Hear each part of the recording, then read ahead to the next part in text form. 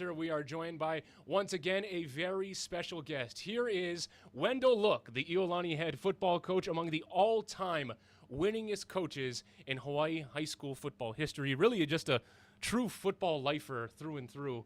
Coach, remind me, this is season number... They say it's 35 as the head coach. Okay. Yes. What do you say? It's been longer than that, I feels like, but no, I think it's 35. Where'd you grow up, Coach? In Manoa. Manoa, okay. And then attended Iolani from... First grade. First grade. Yeah. Oh, no. Yeah.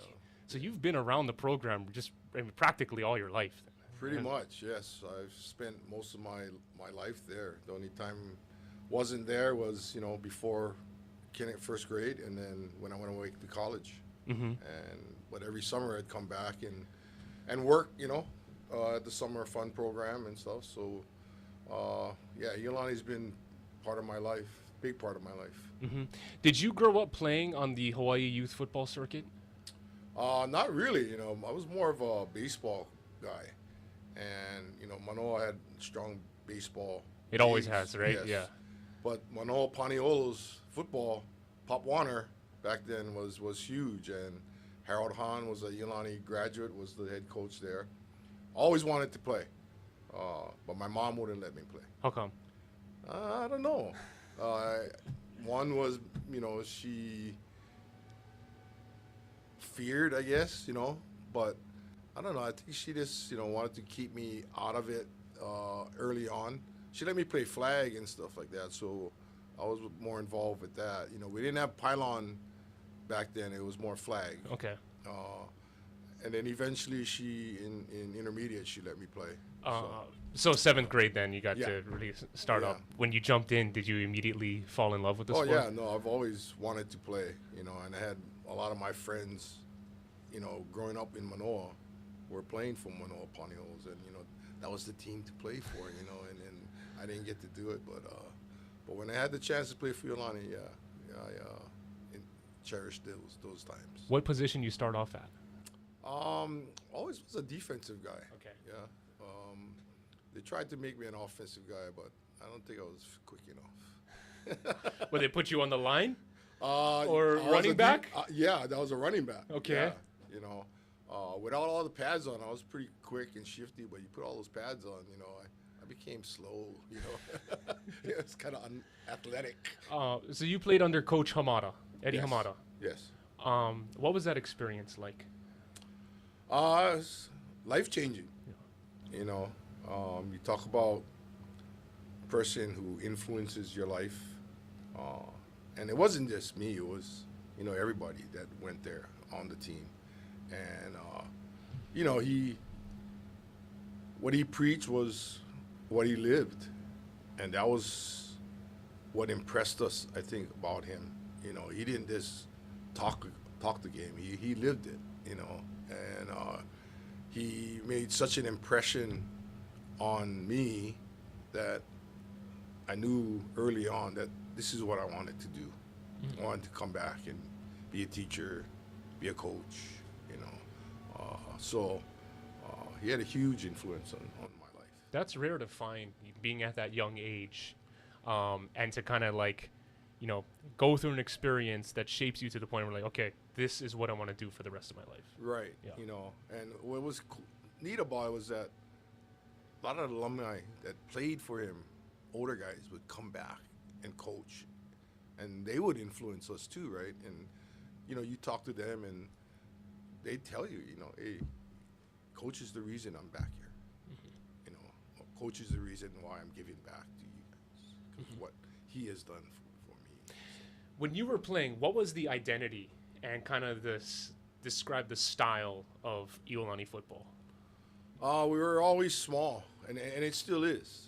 I think the identity has not changed.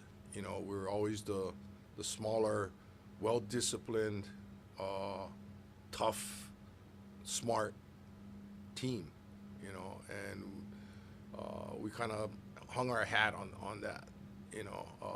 Yes, Coach had some really good teams, some big, linemen and stuff. But again, it was only a handful of them, But there were some big offense and defensive line. Back then, he had guys going two ways. He had, the Scannons, the Lolo Ties, Dave Malama. Those guys were Division One caliber players. So, but in general, we're on the smaller size. And you play hard and you play fair and you play smart. What was a situation where you guys are rolling out a roster of your size during your playing days and you're going up against another team and it's all like, oh, like these guys, it's hard to believe they're in high school, they're massive. I remember my junior year and, again, back then I was 165-pound defensive end. They call them defensive ends back then. I think they call them outside linebackers now, right? So, but I was 165 pounds. And coach always took us out to Waianae, whether we scrimmaged them or played them preseason. But we went out there my junior year and played them. And just for context, this is Waianae football, like back in the heyday, okay, with Coach Ginoza, okay, with Larry Ginoza. So Coach Ginoza and Coach Amato were very close. Two Iolani grads, but Coach came back to Iolani, and Coach Ginoza took Father Bray's philosophy out to Waianae. And talk about tough, those guys were tough. And, you talk about rolling out our roster and then rolling out into Waianae back in the heyday. It's a little scary, But again, Coach wanted us to experience that. And he wanted us to understand that regardless of size and, physical ability, if you have it in your heart and your mind, you can play with anybody. And you're right. Back in that time, Waianae was the team. They were the cool of the OIA back then. And we went out there at night and played them, and we had a hard-fought game, but we landed up winning. And that's unheard of out there. And then we potlucked with them after. And so the funny part was, we walked into the cafeteria without pads on there. We after showering, right? And they're looking at us and they're going, gosh, man, these Oriental guys kicked our butt, man. And it's like, and we were just looking at them going, are these guys adults or what? It's like, wow, they look, they got beards and everything, and they're just massive guys. And wow, we played with these guys. So that was eye-opening. But again, it taught us a lot, that, we could play with bigger teams. Mm-hmm. Yeah, to hear of a potluck between two opposing teams after now. It was one of those things. I mean, Coach Ginoza, instilled that toughness and team concept in Waianae, and he kind of rallied that community behind the football program. And he's a legend in his own right out there. Mm-hmm. Yeah. For college, you went to Boise State. Boise State. Okay. Yeah. With the intent of pursuing a coaching career? Yes. That was kind of my goal of going there. I was a PE major, education major, and just kind of evolved, I guess, into it. Mm-hmm. Everybody asks, back in those days, why you going to Idaho? Why are you going to Idaho? Because I've never seen snow before. And did they have the blue turf? Not then? Okay. Not yet. And again, we went there. It had a history of being a Hawaii connection. It was a junior college before, and all the old time guys kind of went there. Ron Artelli, Charlie Russell, all those old time players went there and made a name for themselves there, and kind of opened the doors for us to go there. But I never did play there, man. Because like I said, I was 165 pounds when I went, mm-hmm. and those guys were a little big for me. But. You went because you didn't see snow. That was a big part of it. Yeah. Did it not take very long to go through an Idaho winter and to just think like, okay, yeah, I'm ready to come back home now? I had enough. One winter, I remember it snowed for 24 hours straight, and the snow is feet high, and it's like, what am I doing up here? And but it was a great place, great people. It was a growing city, kind of like a young Seattle, and now you go back there, it's just booming, man. So, you know, the foolish thing that we didn't do was, invest over there, in land and stuff. Man, oh, shoot, Yeah. it was relatively cheap. All the big companies would go there because it was so cheap to house their employees there, and have their hub there. So, but yeah, it was a great place. Enjoyed it. Made a lot of good friends. My best friend, one of my best friends now was my roommate, and he's the athletic director at Radford now. So, Okay. we've had a long history together, and he went to McKinley, I went to Iolani. He was in a house with private school guys, and so, I always tease him that, I got him through college, and he got me through life. So, It is funny too when Hawaii graduates head off to schools on the continent. They seem to gravitate toward each other, Yeah. right? Oh, yeah. And then Yeah. you form lifelong connections like yes. that. When we were up there, David Hughes, Okay. Connie Kauahi, from Kamehameha, they were there, and David was a tremendous player up there.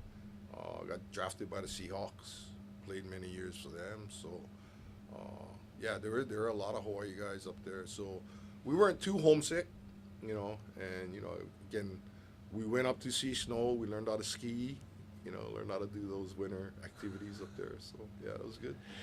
So you came back home. Did you start helping out at Iolani again? Yeah, so after we graduated, you come home, and back then, you didn't think about, okay, now what? I really hadn't had a plan, which, nowadays, everybody has a plan after, but. So I came back and kind of decided, I was going to go back to Boise, and start there. And, coach said, no, you're not going. You're going to stay. I'll give you coach with us, and then we'll hire you and start you off here.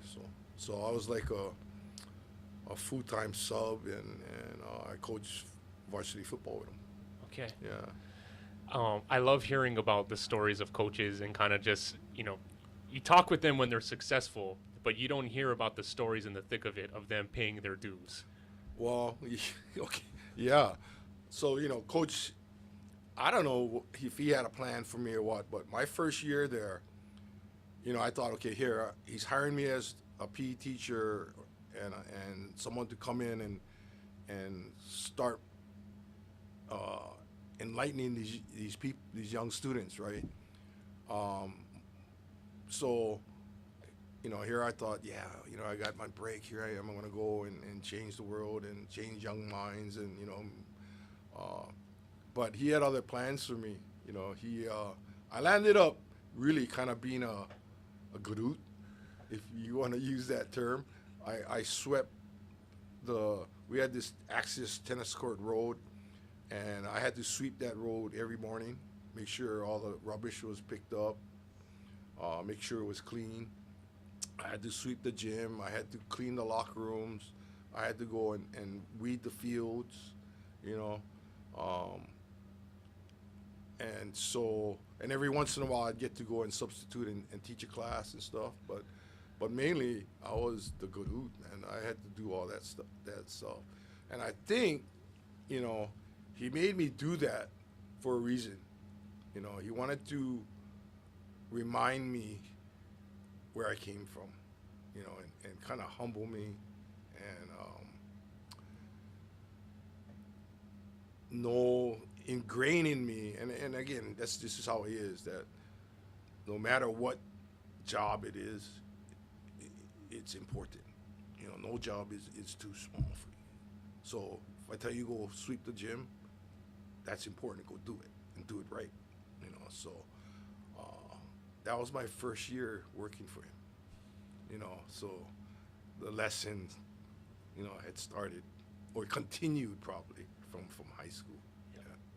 So how long did that last? That kind of like 1 year. Oh, okay, 1 1 year. year. All right. So It's like the that was- internship after college. yes, it was. You know, it was it's kind of eye opening. You know, it's like wow. You know, here I am. I got a college degree and I'm ready to go and rock and roll and I'm sweeping these damn roads. You know, with cigarette butts and candy wrappers and stuff. You know, it's like, but you know, it was, after I look back on it, there was a reason why, and so. Nice. So you first take over as head coach in 1991.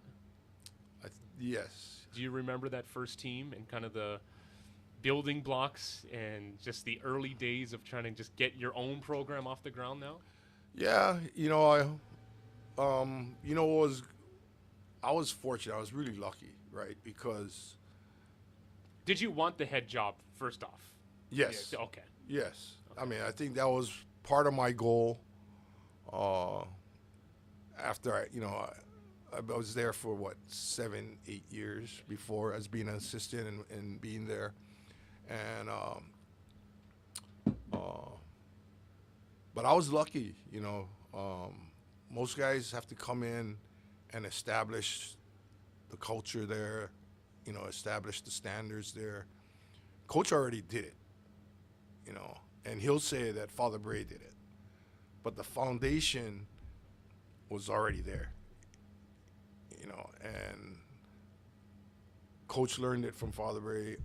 I learned it from Coach. We all learned it from Coach, and the people that I surrounded myself with was people that knew that philosophy and believed in that philosophy. And so we didn't need to reinvent the culture there. And so it was in that sense, it was easy. Now, creating our own identity, that's the tough part, so. How do you go through it with the team and the players about getting them to buy into that philosophy? And like, what are some of the steps and the process it takes to get to that point? Yeah, early on, again, the guys are going to test the new guy, right, and see where he stands. But, I always fell back on what would Coach do, or what's the process in which Coach took us through the season and stuff, and the rules you want to say, or the standards that he set, and it's all about the team. It's never about an individual. Now, people might misinterpret that saying, "Oh, well, you don't care about the kids." Well, we do care about the kids. We care a heck of a lot about the kids, and but the team, they are part of a team that is collectively trying to accomplish something together. And from those days of sweeping the road, nobody is more important than the next guy. The guy that's third string has a role on the team, and he's no more or no less important than the starting quarterback. The starting quarterback wouldn't be in that position if it wasn't for the third string guy. Yeah. So those are the kind of things that you try to instill in them, and you try to recognize those players individually, and you use it as a kind of a rallying point that, our third string O lineman is just as important, and we recognize that, and we appreciate that, and we respect that. And that seems that's a philosophy that's vital to the team's success. You're talking about Iolani teams, and you said, you continue to have smaller rosters and players that will buy in, though, and discipline is one of the hallmark traits of a Raiders team. Right. Yeah. And yeah, we we take a lot of pride in that, and that's the only way we survive, I think, by being very disciplined and very focused on getting the job done together, Yeah, and not this one guy. I interviewed Brian Derby years ago. One of the great things he said, the great offensive line coach, one of the great things he said is, I'd rather work with a player that is undersized and has limited experience but wants to work hard versus some projected 4-5 star recruit that is selfish and not about the team. And that seems like that kind of philosophy is something that also translates to what you try to impart to your guys. Yeah, I mean, like I said, that's the kind of kids that we get. You don't necessarily come to Iolani School to play football. Their priorities or the parents' priorities are a little bit different. Obviously the education that they're going to receive is top notch, and that's the number one priority. Everything else they do is part of the experience that we give them at Iolani School, whether it's playing in the orchestra, doing ceramics, being an artist, doing in the musicals. All those things are part of the educational experience that they're going to get from Iolani School, and we're fortunate that we can provide those opportunities for them.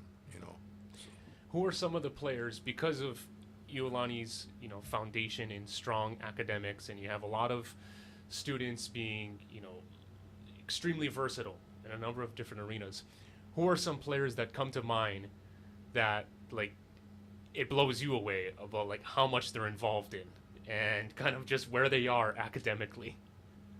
Yeah, I mean, we've had a number of our players get involved in musical theater, which just blows me away. I had one of my top players recruited by Utah, got drafted by the Vikings, but his senior year he decided to go out for the spring musical and got the lead role in The Music Man.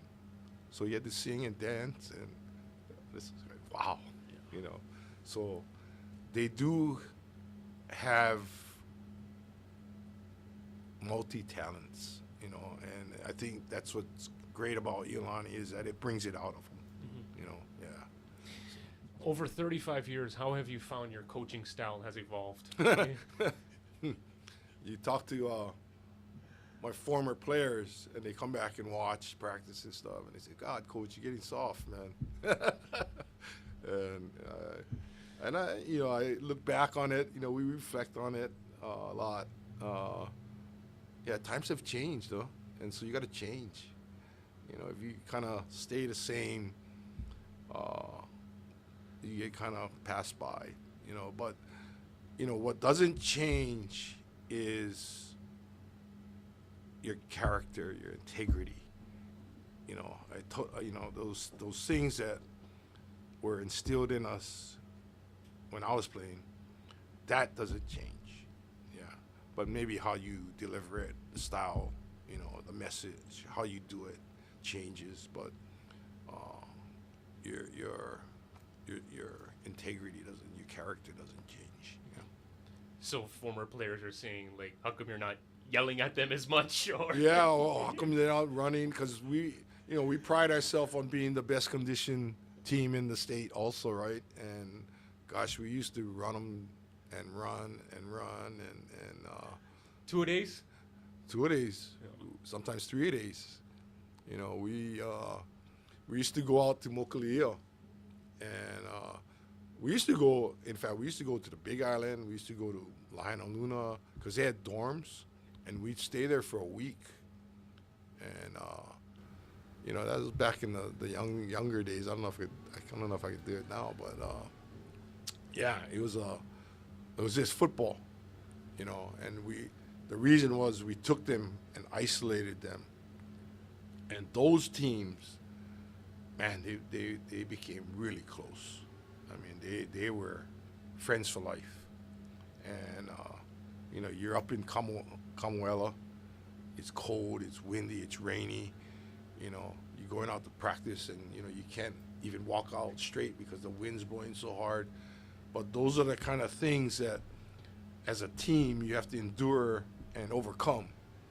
And that taught them, not just football, but taught them for themselves personally, that they had to, kind of suck it up and get through this. And how are they going to get through it, right? And having someone there, or having 50 other guys there beside you, suffering along with you, the bonds that they created, man, it's for life. So those kind of things, I try to put them through that, and not because I'm being a tyrant and mean and stuff, but I want them to understand that they're gonna suffer together, but they're gonna be successful together. They're gonna survive together. So, yeah. What does your family think of your coaching style and kind of the? Because you have 2 daughters, Yes. right? Yes. And you've been married how long? Ooh, God, you put me on the spot here. 30, 36, 37, Okay, 38. so around the same time that you became a head Yeah, coach, then okay. Right. Oh, yeah. wow. And they've been supportive. Yeah. Because it's a full-time job for the family as well, right? It's a Yes. commitment on their end. Oh, yes. Can't do it without a good wife or understanding wife.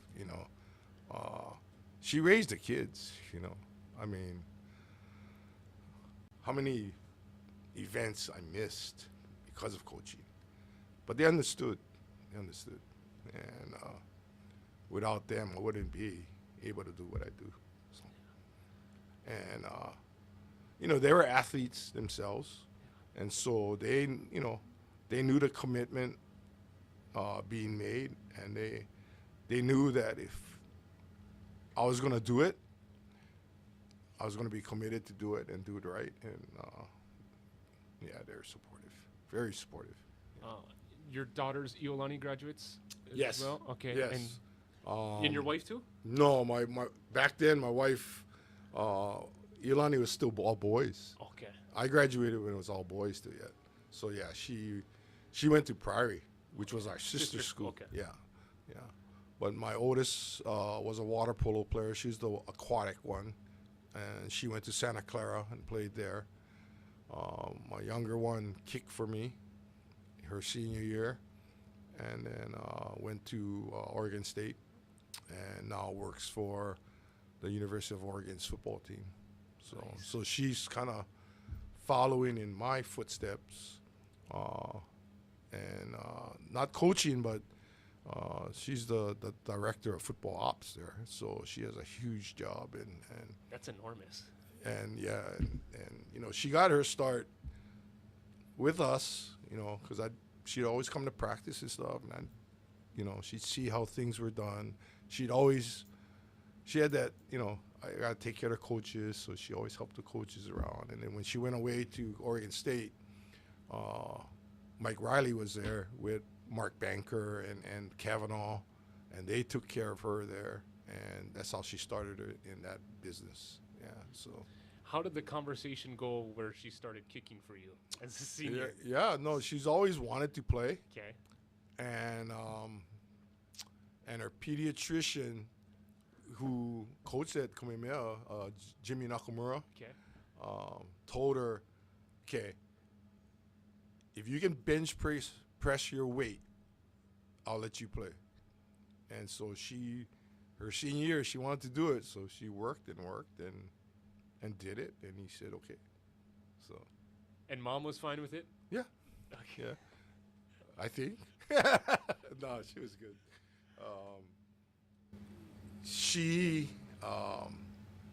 That one, she needed, something to,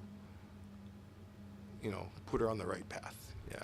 That was the kind of Kolohe one, But she's always around the team, so it's Always like, okay, around. if you're always going to be around, then Yeah. all right, let's see how this goes. Let's roll it out. Yeah, and I think that's why, she saw the benefits. She saw the camaraderie.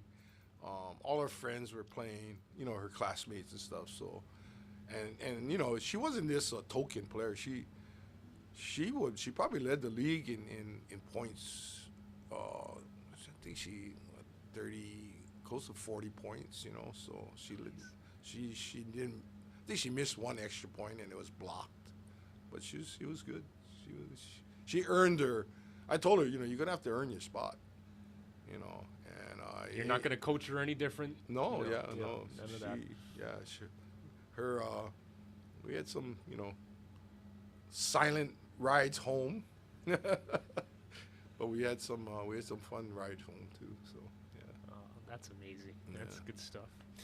So What do you make? Just a couple of things that just taking a macro look at just how high school football is structured. First, what do you make of kind of just the realignment with the divisions and kind of the advantages and disadvantages of something like that? well, I think that the advantages is that you level the playing field, right? I mean, you don't have those blowout games. You know, you don't have physical mismatches. You know, I think when we had interleague before COVID, you know, that year right before COVID and the year right after COVID, those were the best games when, you know, you had matchups that you didn't have, you know, before. Maybe back in the day when it was the old ILH and OIA, you know, when Kamiki did play Iolani On a regular and basis. Roosevelt played Yeah. Punahou, Yeah. you know, those kind of things, you know. We need that. We need that. That it creates more fan interest, especially for the smaller schools. It creates a competitive league, you know, and you know, Hawaii football needs the interleague. It really needs it because right now, you know, you have Kahuku, St. Louis, Mililani, Campbell, you know, those every year they're gonna be there, right? And that's who they compete with. But what about, you know, the Kalani, you know, the Kaiser McKinleys and stuff? You know, you match them up with similar teams, you will get competitive games. And those parents, those students, those schools will now have interest, you know, in their teams. Yeah. Definitely more buy-in. Right? Yes, It's yeah, like, okay, you know. what are we doing this for, right? So Well, now you're in the right. division that's competitive.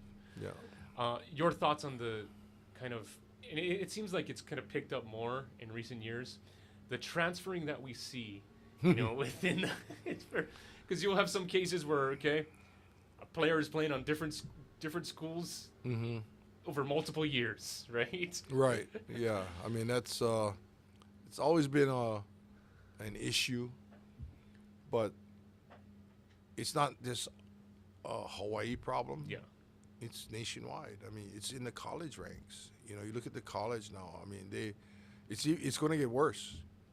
Okay, because the colleges have promoted it, and now financially they're endorsing it. Oh boy, you know, it's kind of thrown the college world of football or in athletics in general. You know, it's thrown it off. You know, and it's you know, I hate to say it, but you know, it's the haves are gonna be better. You know, and so it's not just a Hawaii issue; it's a nationwide issue, and you know, yeah, we have to deal with it. You know, and it's unfortunate. You know, so.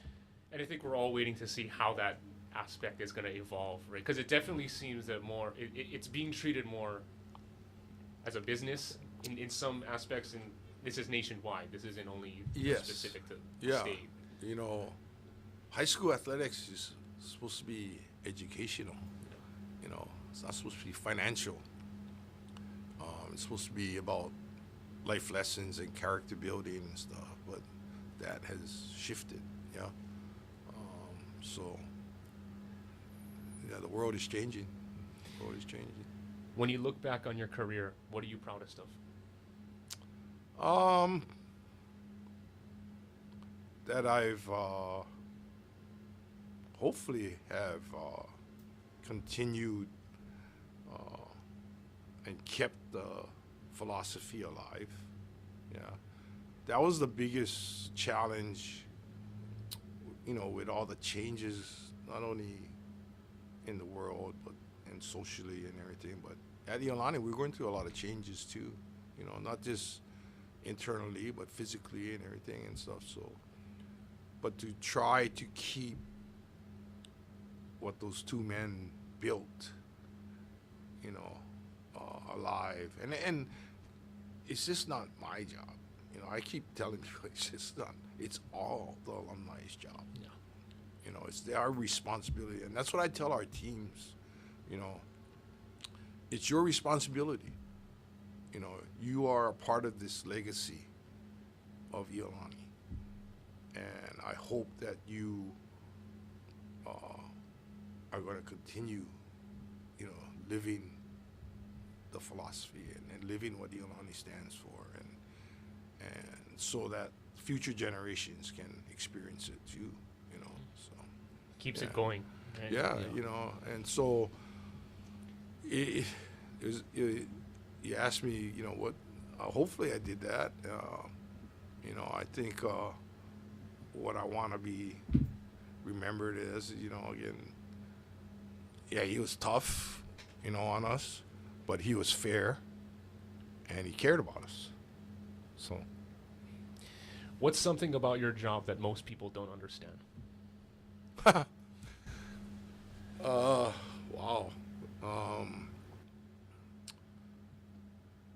Just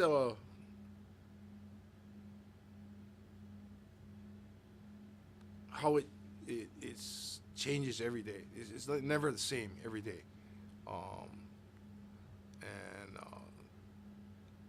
how much you have to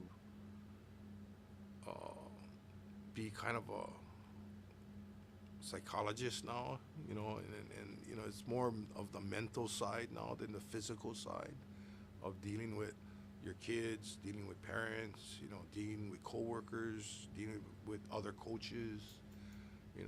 It's more of a mental game now, and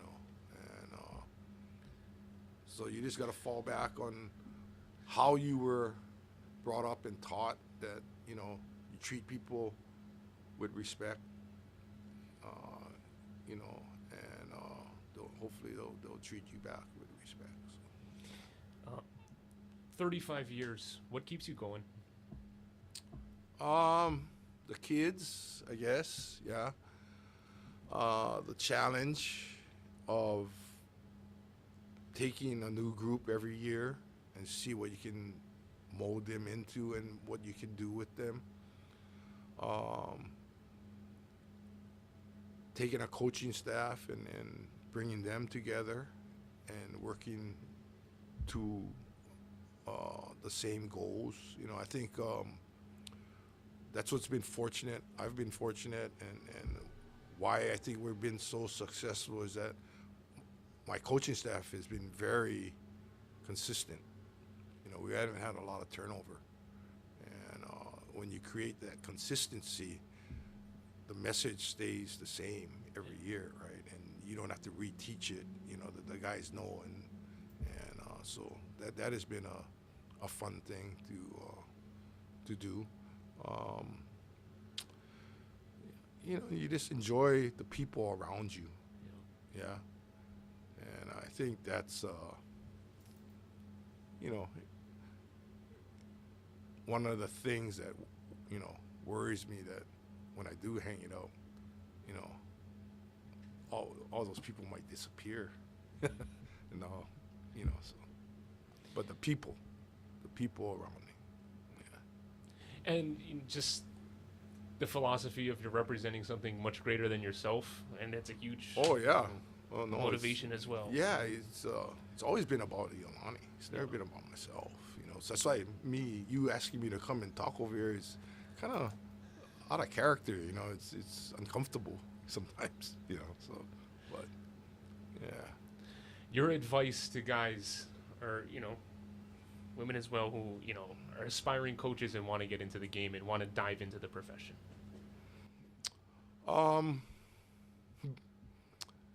Is one is, are they willing to sacrifice, their, their life to inspire other lives? Are you willing to give up? There's a lot of sacrifice that coaches make, personally, and is that what you want to do? You want to inspire people, young people, and it's not about winning. It's about teaching them how to be good people, and give them values and stuff.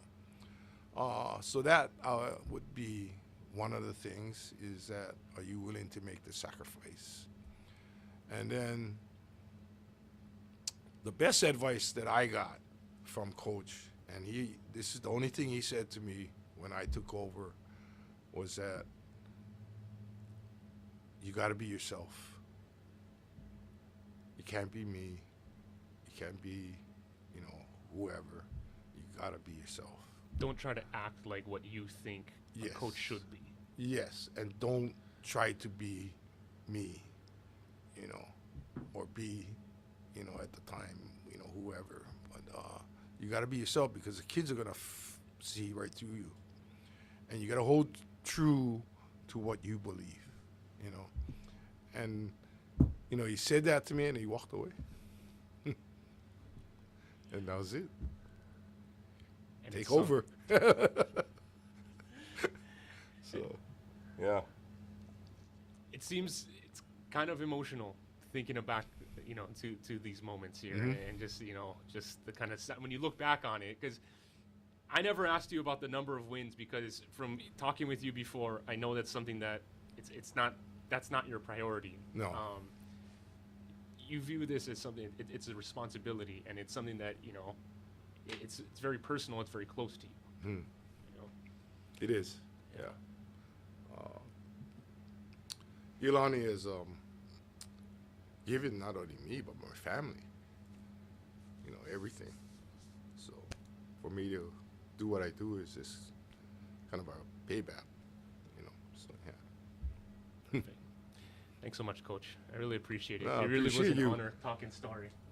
Appreciate it. Thank you for having me. Yeah. Perfect. That is another edition of the Long Game Podcast. Big mahalo to Coach Look for joining us. It was great conversation. You can find it on the H&N streaming app or wherever you get your podcasts. Aloha.